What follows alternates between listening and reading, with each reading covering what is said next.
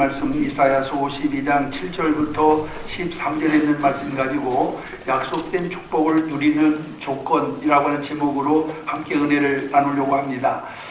대부분의 많은 사람들은 여행하기를 참 즐겨합니다. 비록 여유가 없어서 자주 가지는 못하지만은 모처럼 휴가라도 떠나게 되면은 우선 마음부터 설레게 됩니다. 여행은 일상에 찌든 그런 심신을 새롭게 할 뿐만 아니라 새로운 에너지를 얻을 수 있는 이와 같은 또한 유일한 길이기도 하고 또 새로운 출발을 준비하는 기회가 되기도 합니다. 그래서 안데르센이라고 하는 사람은 그런 말을 했습니다. 여행은 나에게 심신과 그리고 또한 정신을 맑고 깨끗하게 해준다라고 하는 말을 했어요.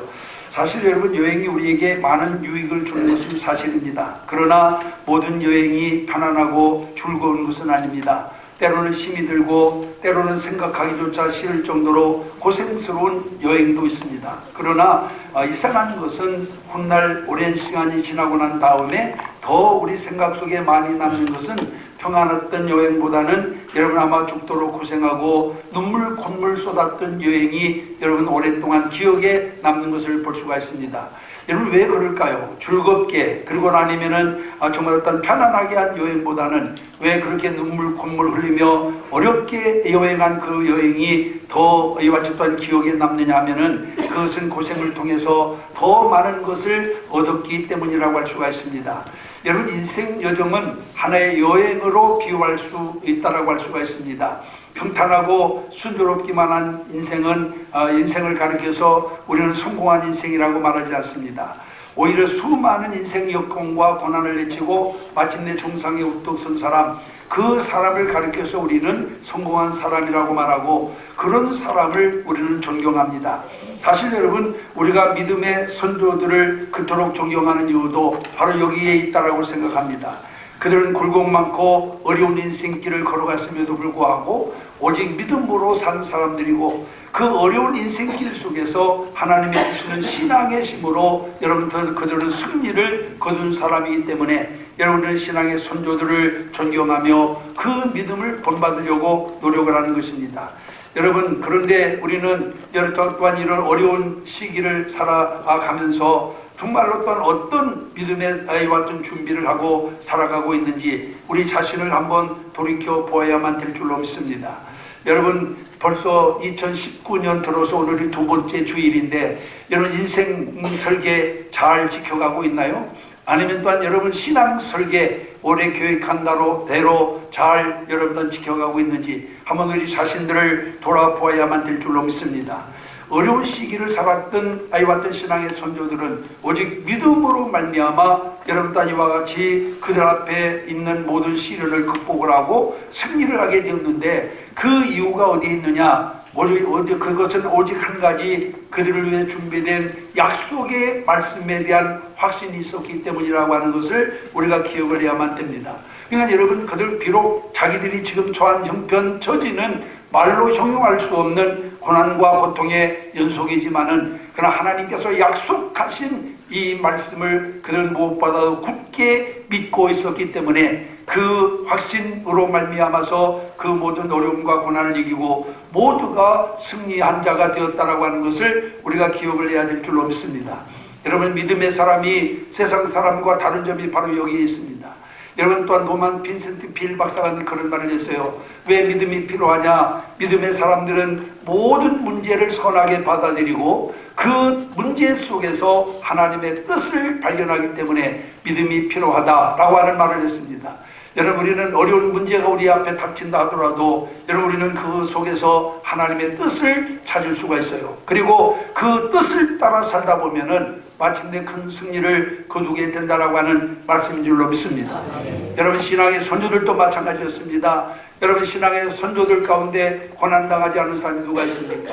평탄한 길만 걸어온 사람이 누굽니까? 여러분, 모두가 다 말할 수 없는 곤경과 어려움에 처했던 사람들입니다만은 하나님의 약속의 말씀을 굳게 붙들고 끝까지 믿음으로 행함으로 말미암아서 그들은 하나님의 주시는 큰 축복을 누리게 되었다라고 하는 것을 기억하시기를 바랍니다. 이제 오늘 우리 성도들도 신앙의 선조들처럼 여러분 어떤 환경 속에서도 믿음으로 그것을 극복하고 승리할 수 있는 여러분들이 되시기를 주님의 이름으로 축원합니다. 오늘 우리가 읽은 본문에 있는 말씀에 보면은 약속의 축복을 향해 걸어가는 우리 신앙인들이 반드시 기억해야 될 것을 우리에게 가르쳐주고 있는 것을 볼 수가 있습니다. 하나님의 약속의 말씀을 붙들고 나가는 우리들은 무엇을 아이왔던 준비해야 되느냐? 오늘 여기 본문에 보면은 첫째로 버릴 것을 과감하게 버려야 된다라고 이와 같이 말씀하고 있는 것을 볼 수가 있습니다.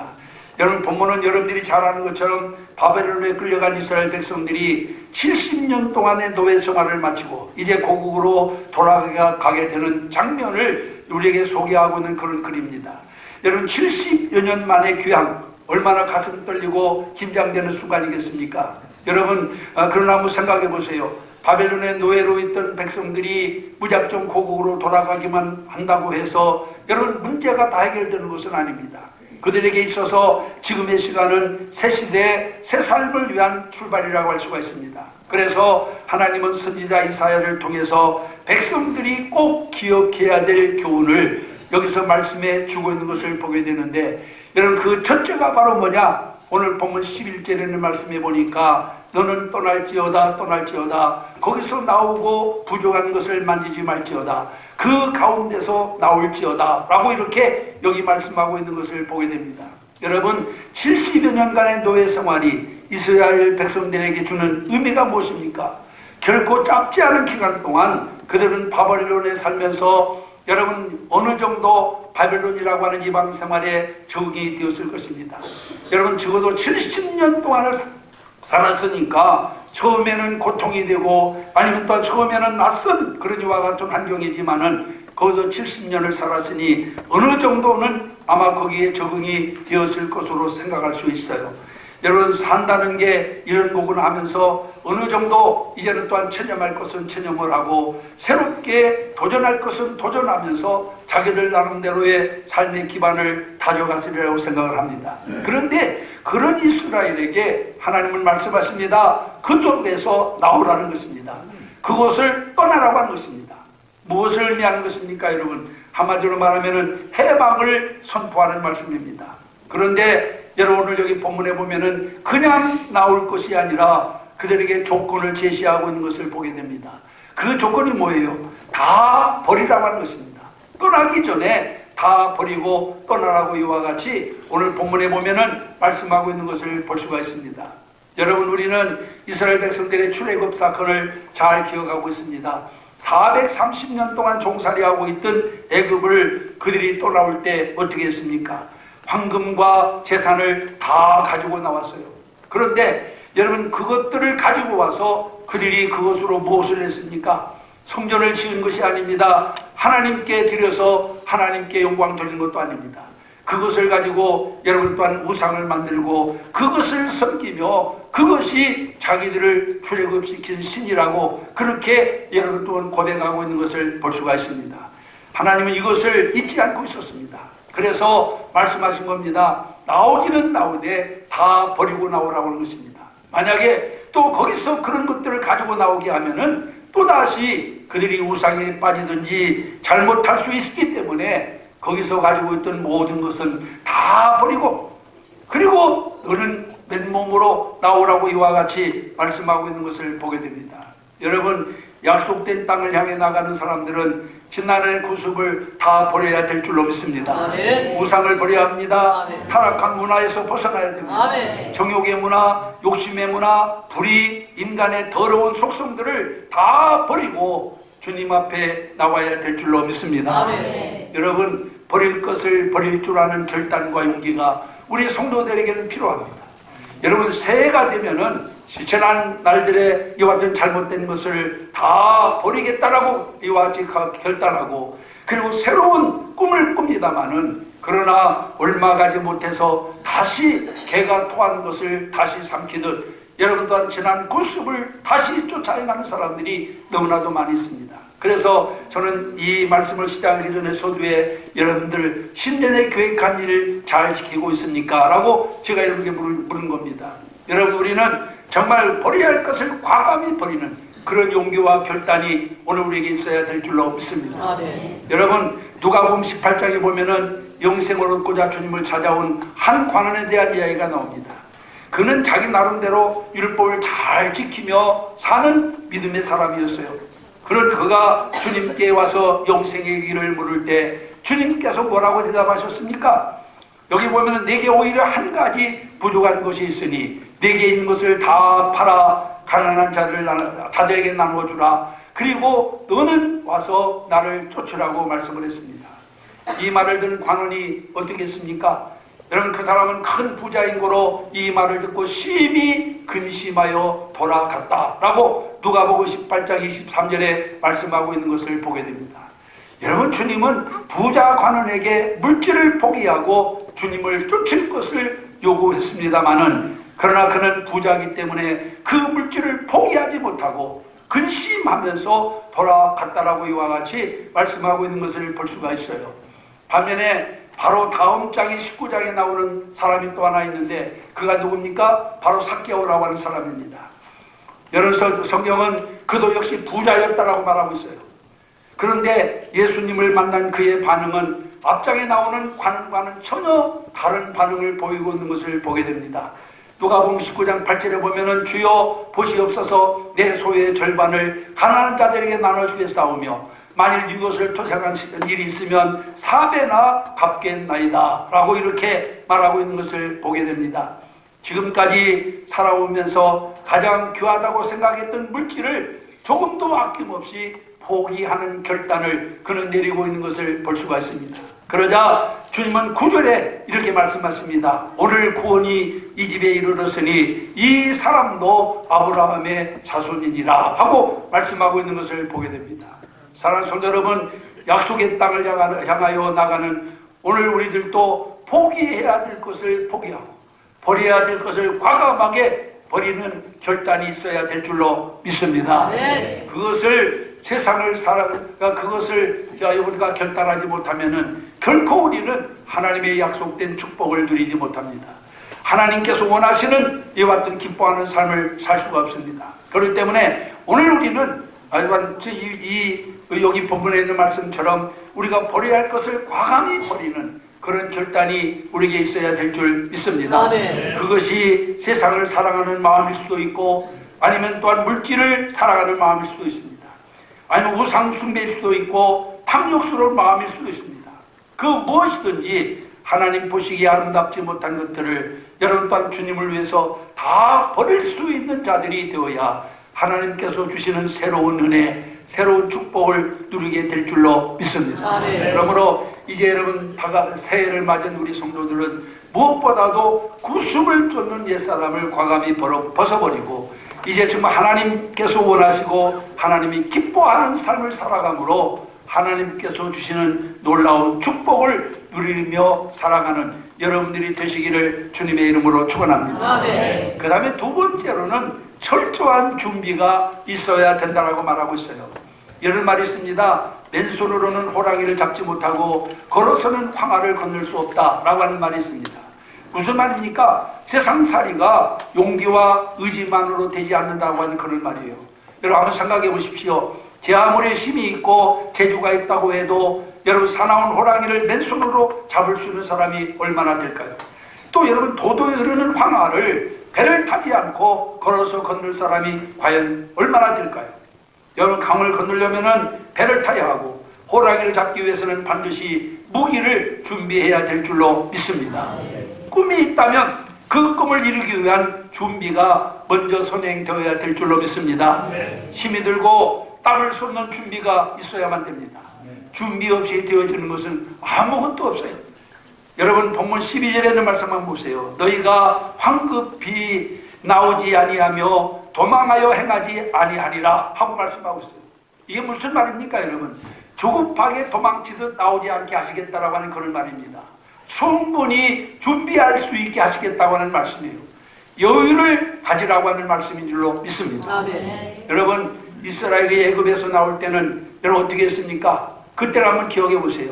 바로의 군대가 뒤에서 쫓아오기 때문에 정신없이 여러분 전후 사정 살필 겨를도 없이 무조건 도망쳐 나왔어요. 그렇지만은 70년의 노예 생활하다가 나오는 유대인들에게 하나님은 지금 뭐라고 말씀합니까? 황급히 울지 말고 도망치듯 하지 말라. 인내심을 가지고 준비하라고 이와 같이 오늘 여기 말씀하고 있는 것을 보게 됩니다. 사랑하는 성도 여러분, 우리는 단 며칠의 여행을 위해서도 많은 준비를 합니다. 몇 주 전부터 갈 장소를 정하고 묵을 숙소를 예약하고 자동차를 점검하고 먹을 것, 입을 것을 준비하고 그리고 빠진 것이 없나 몇 번이고 확인을 해봅니다. 혹시 해외여행이라도 가게 되면은 여러분 또한 그 준비는 훨씬 더 강화됩니다. 그렇다면 여러분, 영적인 여행을 위해서 여러분들은 무엇을 준비하고 있나요? 우리는 분명히 전 일생을 통해서 하나님께서 약속하신 그 땅을 얻기 위해서 가는 여행자와 같다라고 하는 사실을 기억하시기를 바랍니다. 그렇다면 여러분들은 그 여행을 위해서 얼마나 철저히 준비하고 있느냐 그 말. 단 며칠 동안 여행 가는데도 여러분 이렇게 정말 또한 수선을 떨면서 여러분 또한 준비를 하는데 우리가 일생을 통해서 가야 할 영원한 영생을 향한 여행길에 여러분 무엇을 준비하고 있느냐 그 말. 힘들다고 해서 아니면 또한 바쁘다고 해서 여러분 아무런 준비도 하지 못하고 또 준비를 했다 하더라도 시행하지 못하는 사람들이 얼마나 많이 있습니까 여러분. 반드시 하나님의 축복을 누리는 자가 되기 위해서는 여러분 이와 같이 이 여행길에 필요한 모든 것을 빈틈없이 준비할 수 있는 자들이 되어야 될 줄로 믿습니다. 여러분 너무 가난한 시골 생활이 싫어서 서울 가는 차비만 달랑 준비해서 무작정 상경한 청년이 하나 있었습니다. 그는 아무도 의지할 곳이 없는 서울에서 닥치는 대로 일을 했어요. 그래야만 살 수 있었기 때문에 그렇습니다. 그러다가 한 독실한 성도의 가게의 점원으로 들어가게 되었습니다. 그는 그곳에서 정말 열심히 그리고 성실하게 일을 했습니다. 그래서 주인을 감동시켰어요. 이 주인이 청년을 보고 너무나 마음이 감동돼 가지고 그 청년의 앞길을 열어주기 위해서 작은 소매상 하나를 운영할 수 있도록 모든 기틀을 마련해 주었습니다. 그는 그 소매상을 운영하면서 더욱 근검절약하며 저 동안 열심히 일해가지고 얼마 가지 않아가지고 점포를 2배로 늘렸습니다.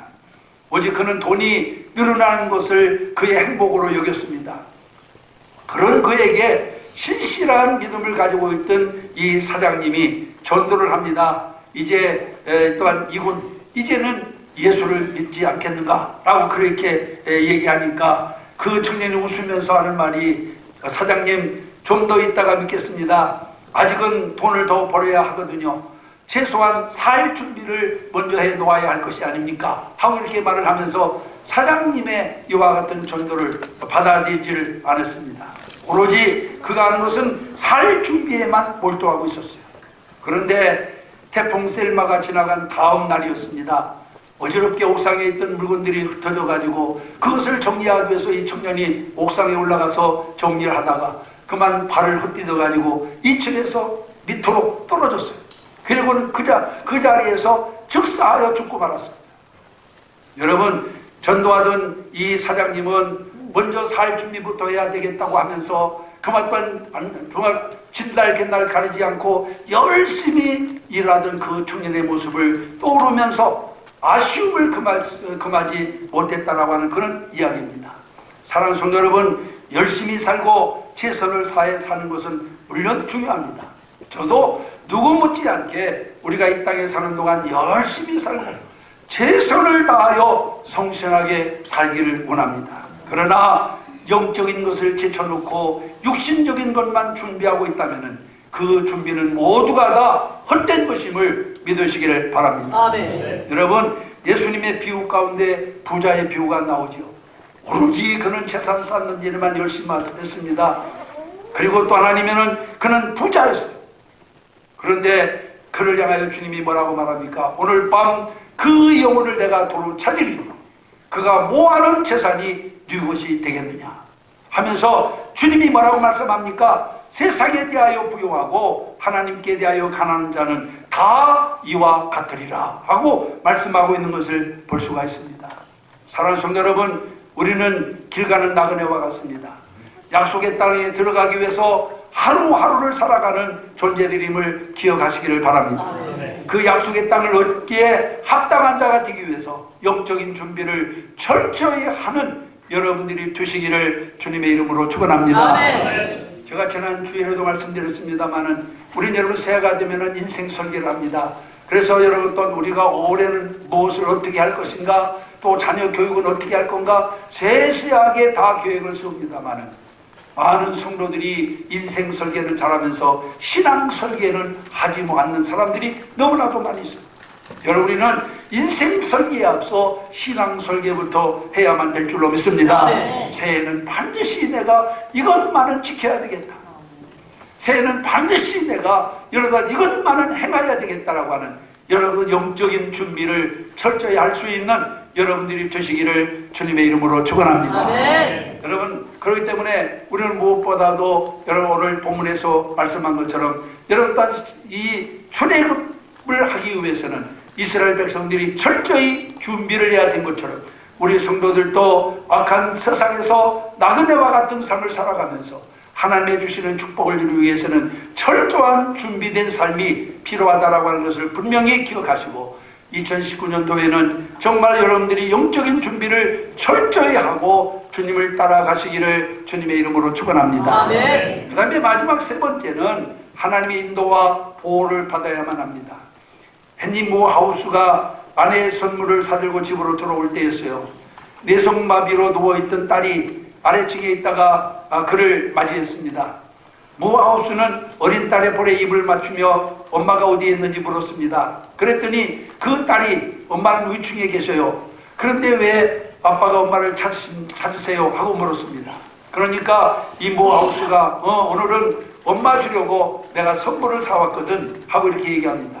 그러니까 뇌성마비로 잘 움직이지도 못하는 딸이 이렇게 말합니다. 아빠, 그 선물 제가 엄마에게 가져다 드리면 안 될까요? 라고 물어요. 몸이 성취하는 딸의 말에 무하우스는 당황할 수밖에 없었습니다. 그러나 곧 마음을 진정하고 차분하게 딸에게 이렇게 말합니다. 얘야, 내가 어떻게 2층에 있는 엄마에게 이 선물을 가져다 줄 수 있겠니? 하고 물었습니다. 그러자 딸이 이렇게 말합니다. 아빠가 그 선물을 꾸러미를 제게 주시면 제가 들고, 그리고 아빠는 저를 안고 2층으로 올라가면 제가 엄마에게 선물을 주면 되잖아요. 라고 이렇게 말을 합니다. 헨리 모하우스는 딸을 안고 2층 계단을 올라가면서 문득 놀라운 진리 하나를 깨닫습니다. 하나님의 영원하신 팔에 안겨있는 자신의 모습을 발견하게 됩니다. 그러면서 그동안 자기에게 주어진 무거운 짐들로 인해서 고민하고 불평하던 자기의 모습을 회개하면서, 자, 내가 예수 하나님 품에 안겨있으면 되는데, 예수의 발에 안겨있기만 하면 되는데, 내가 왜 무거운 멍에를 메고 고민하며 불평하며 살았을까? 라고 하는 것을 깊이 깨닫고 회개했다라고 하는 것입니다. 그렇습니다. 우리가 이 험한 세상을 바르게 살아갈 수 있는 길이 어디에 있습니까? 어떻게 하면 방황하지 않고 약속의 땅을 향하여 나갈 수 있을까요? 바로 하나님의 인도하심과 보호하심을 받으면 되는 겁니다. 아멘. 하나님의 영원한 발에 안기면 되는 거예요. 아멘. 전지전능하신 하나님 품에 안겨있는 사람에게 무슨 걱정이 있겠습니까? 무슨 염려가 있을 수 있나요? 문제는 내가 그 주님 발에 안겨있지 못하고 내가 그 주님의 보호와 인도를 받지 못하기 때문이지. 주님이 나를 당신의 그 능력에 영원한 발에 안겨주신다면 우리에게 부족한 것이 없게 될 줄 믿습니다.